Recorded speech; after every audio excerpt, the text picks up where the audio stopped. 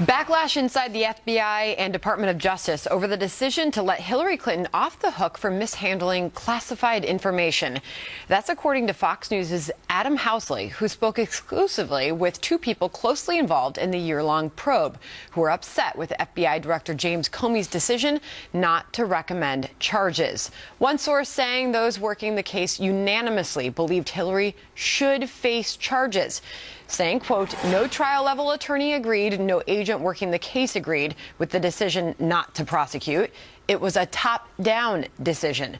But a high-ranking FBI official also tells Fox News that while it might not have been a unanimous decision, the vast majority felt she should have been prosecuted and, at the very least, had her security clearance yanked.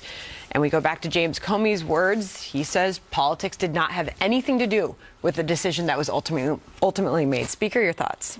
Every lawyer I've talked to, when they look at the totality of agreeing to immunity, agreeing to destroy the computers, when you go down the list, Comey's performance is the most disgraceful performance by an FBI director in the history of the Bureau. And I think the next president has to appoint an independent counsel, starting with what was the conversation on the airplane between the Attorney General and President Clinton? Wow. And I mean, 39 minutes of sitting there talking. A week before they interview his wife, and then the interview with his wife where they allow her staff to come in even though they're not, in fact, her attorneys. And they don't take any records, that there's no recording.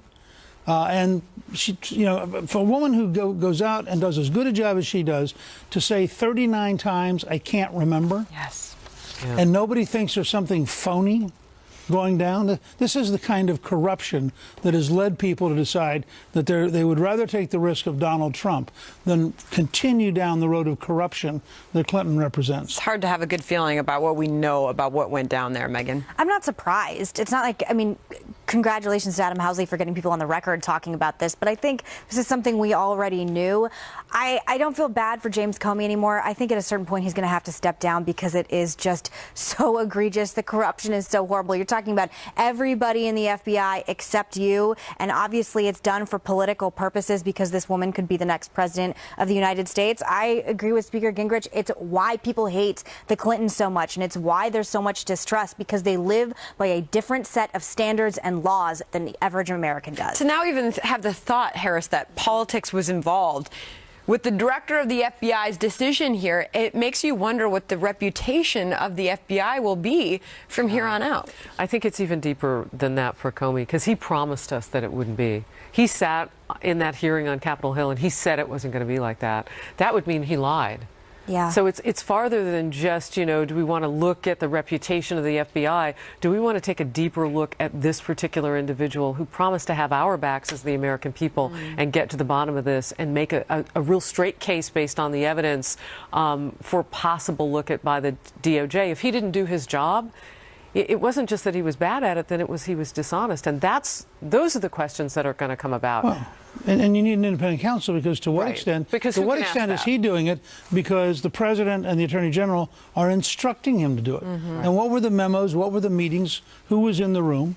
And you know, Speaker, one of the things that I think is frustrating for the American people is that it gets hinged to politics. This should be irrespective of that. This should look at whether or not we were served as the American public. Well, remember, in Watergate, you had an attorney general and you had a deputy attorney general and you had an FBI director who all resigned because they would not do what the president asked them to do. In this case, everybody caved. All right.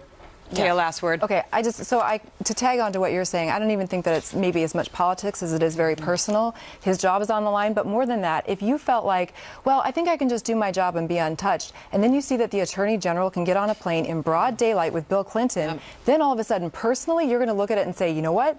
I can be touched. These people get away with absolutely everything. I'm out. Like, that's too deep for me. That's a good possibility. All right. Well, we are waiting on a speech by Donald Trump, a rally in the key state of swing state, I should say, of Florida, where he says he'll be making a, quote, major speech. He will be addressing the women who, or the question is, will he address the women who have accused him of those unwanted sexual advances? We are awaiting that speech by Donald Trump.